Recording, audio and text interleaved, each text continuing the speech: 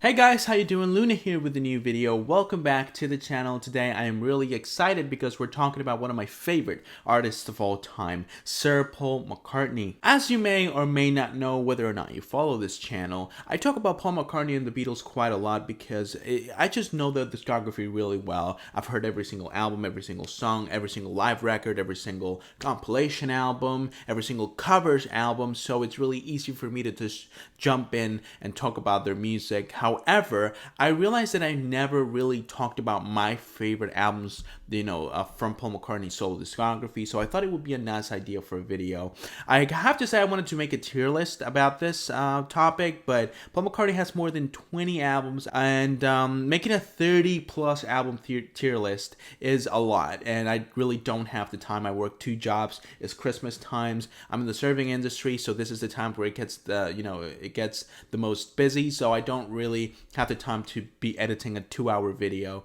Therefore, I decided to just narrow it down to 4, my favorite 4 Paul McCartney albums. I was going to do 5, but the thing is that once you go past 4 records, the level of quality starts to drop down quite a bit. And I wanted to make sure that every album on this video represents Paul McCartney at its peak when it comes to performance, songwriting, and overall popularity too. Now, this is not a top 4, by the way. This is going to be in chronological order because these albums are very different from each other. Most of them are. So I think that putting one on top of the other would be kind of misleading. Depending on what type of music you like, you'll like one album more than the other. And, depending on your mood, you may like one album more than the other. So I think that the only right way to do this is just talking about them and, explaining what they meant for Paul's career as a solo artist, okay? Also, I have to remind you guys, this is only my personal opinion. So if you have your own, go ahead and leave it down below in the comments. I love it when you guys interact with the videos. It's my favorite thing in the world. So please go ahead and leave me your opinion when it comes to Paul's discography, which is your favorite album, which is your favorite song. So yeah, with that being said,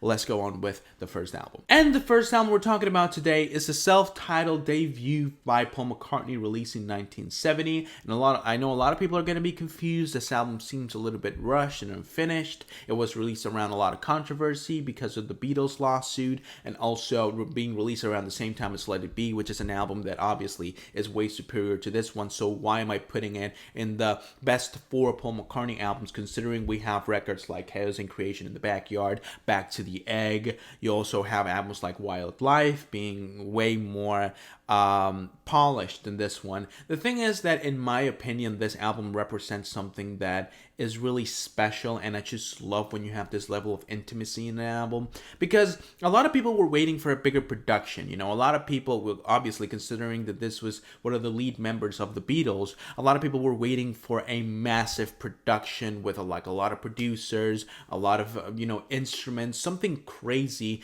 really similar to what George Harrison did with All Things Must Pass. Instead, this album feels like Paul just basically figuring out his own sound, trying to decide what he wanted to do with his music. And even though it's kind of underwhelming, again, it's one of the most underwhelming releases ever.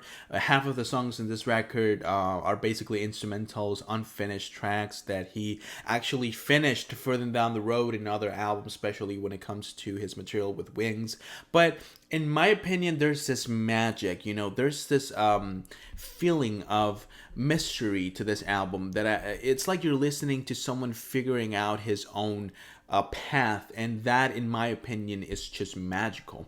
I enjoy this album quite a lot. Actually, I feel like the homemade nature of the record only helps you feel related to the record. And let's not act as if this album doesn't have some incredible tracks, like Junk, for example, one of the most beautiful Paul McCartney ballads out there. Man We Was Lonely, I think, is a beautiful track. We have probably the best Paul McCartney song ever with Maybe I'm Amazed, the incredible ballad that even today still is considered one of the greatest ballads of all time. You also have songs like Teddy Bear, Ooh You. His performance in that track is amazing. And though the recording can be a little bit tacky, the production can be a little bit tacky, you still, even in the instrumentals, you still have some good musical passages that are really enjoyable. So I think that the fact that this album is so laid back and so underwhelming actually helps the album achieve this feeling of comfort that, drives you through the whole album and makes you enjoy it. Personally, makes me really enjoy it. I don't always want like a super massive multi-layered production, and Paul McCartney has made quite a few of those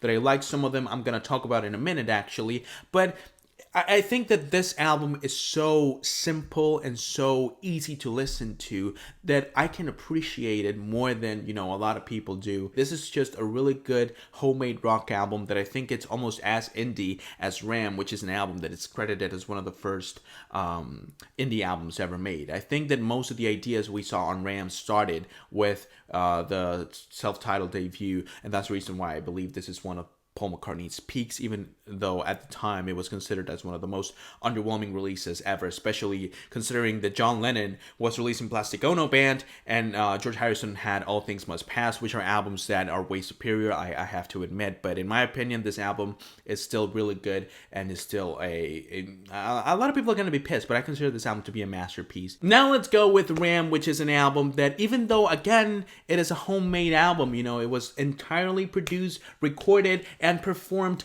by Paul McCartney and Linda McCartney. And the fact is that this album feels way more complete than McCartney. Actually, it's hard to find two songs that sound the same in this record. The amount of variety and the amount of diversity in this album is remarkable, which is the reason why this is labeled as one of the very first indie albums ever made. Not only because of the sound of the record, but also because of the nature of the album, how every single song seemed to tackle a different approach to songwriting. Now, when this album was released, it was actually seen as a disappointment, especially by band member Ringo Starr. I don't know if George Harrison had comments on this album. I know that John Lennon praised songs like Uncle Albert, Merle Halsey, for example, which is, one of the highlights on this album, mind you. But it's just the amount of content that this album has is insanely good. For example, you have pretty much one of the first diss tracks ever made with Too Many People, which is directed at John Lennon, saying that too many people are preaching, too many people are trying to impose his practices. Is an amazing song. His performance is great. The melody is awesome. I think the production on this album is 10 out of 10, which is remarkable considering that it was, again, homemade record. And I think this album has such a special place in Paul McCartney's discography, mainly because if you grab every other Paul McCartney album, you can sort of put a label on it and say, okay, this is a rock album, this is more folky, this is experimental, for example,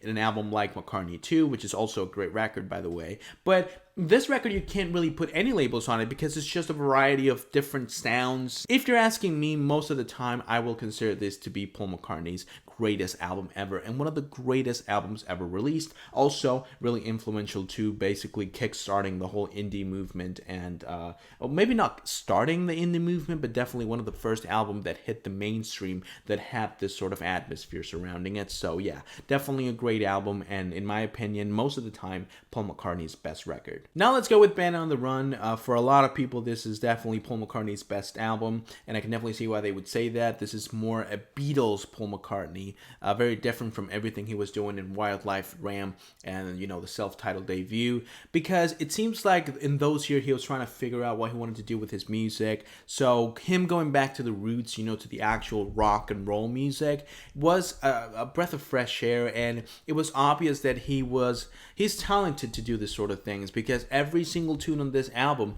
is remarkable, is incredible. You have some amazing rockers like Band on the Run, the title track, and Jet. You also have tender moments like Bluebird and Mammonia, beautiful track. And then you have the power chord ballad, Let Me Roll It, which in my opinion is the highlight of the album. Now, if you ask me, I can enjoy an album like Band on the Run a little bit more than Ram. However, Ram satisfies more needs when it comes to the different sound palettes Paul McCartney can adapt to. I feel like it's way more interesting overall. But I do have to give it to Band on the Run because it's way more cohesive. It follows a concept when it comes to music, not a narrative, but a musical concept, and on that front, I think that Band on the Run is a superior album, and in my opinion, one of the greatest albums of all time. And not only that, but it was also the album where both critics and fans acknowledged that Paul McCartney made a masterpiece, because when it comes to Ram and the McCartney record, people were split, they didn't know what to make of the album. It was really different from everything else. So obviously an album that saw Paul McCartney going back to rock and roll, regular rock and roll, was going to be way more accepted, and it definitely was, because this is Paul McCartney's most popular record by far. So due to the incredible production, the incredible performances, not only when it comes to Paul McCartney's voice, but also Also, the drumming I think is kind of underrated on this record. I have to say that this is again another peak when it comes to Paul McCartney's solo discography. And again, even though I'd rather an album like Ram due to how interesting it is, when it comes to my favorite listen, the album I go to when I actually want to listen to the most enjoyable Paul McCartney album, is definitely Been on the Run. So yeah. Now let's go with the last album we're talking about today, and I know a lot of people are going to be pissed because there's still records like Chaos and Creation in the Backyard, Flaming Pie. You have the McCartney 3 album, which was also really celebrated, Thug of War, McCartney 2, but in my opinion, when you ask me what my favorite 4 Paul McCartney albums are, I have to include Venus and Mars, because in my opinion, even though it's obviously a watered down version of Been on the Run, it's not as good as that album, even though a lot of people say so. I believe that the first half of this record is probably has some of Paul McCartney's best material, and not only Paul McCartney. It feels like this is the first time we see Wings as an actual band instead of Paul McCartney's background musicians, so that is definitely one of the main reasons why I decided to put Venus and Mars in this video instead of all the other albums one could talk about when it comes to Paul McCartney, because his discography is quite massive. So yeah, it wasn't an easy decision. Depending on the day, I may put Flaming Pie instead of Venus and Mars because it's another album that I really enjoy, but overall, after giving it a lot of thought, I think that with songs like Rock Show, which is one of the greatest Paul McCartney openers ever,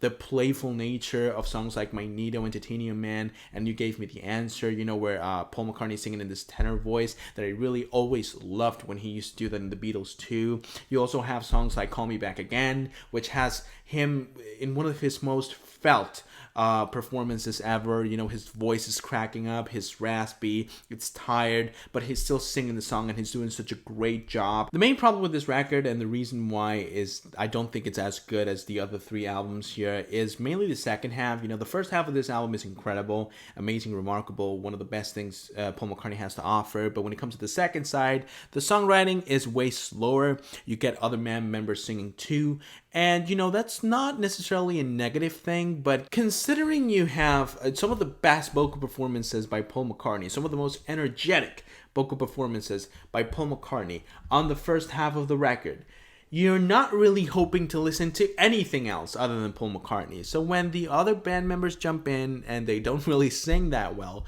I'm not taking shots at anybody, it's just that they don't. It's kind of like, it was going so well and now I feel so bored. You have some good songs on the back end of the album. Again, Listen to What the Man Said is a good one.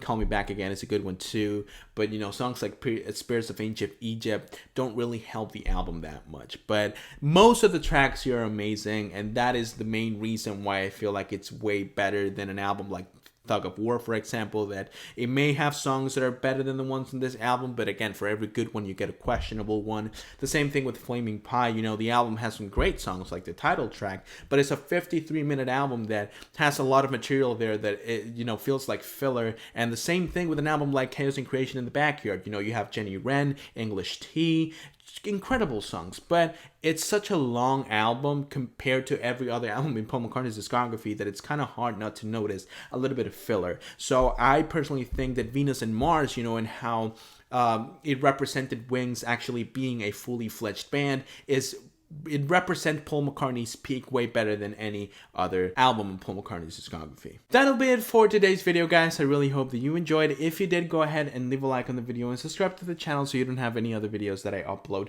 Once again, if you disagree with me, go ahead and leave a comment down below. I know a lot of people have a lot of love for other albums like Back to the Egg, like Tug of War, for example, but this is my top 4. This is what, in my opinion, represents Paul McCartney's peak. So if you have a different idea, a different opinion, or if you disagree with a specific thing I say on a specific album, then go ahead and leave it down below and I'll make sure to check it out and reply to your comment, and we can have a small debate in the comment section. Also, if you want me to do the same thing with a different artist, just go ahead and leave it down below. I try to fulfill the requests you guys give me as soon as I can. Sometimes it's really hard considering that I have 2 other jobs that I must tend to, but I always try my best to fulfill the request as soon as I possibly can. So go ahead and leave it down below. With that being said, once again, I hope that you enjoyed, and I hope that I can see you guys soon with a new video. But until then, bye.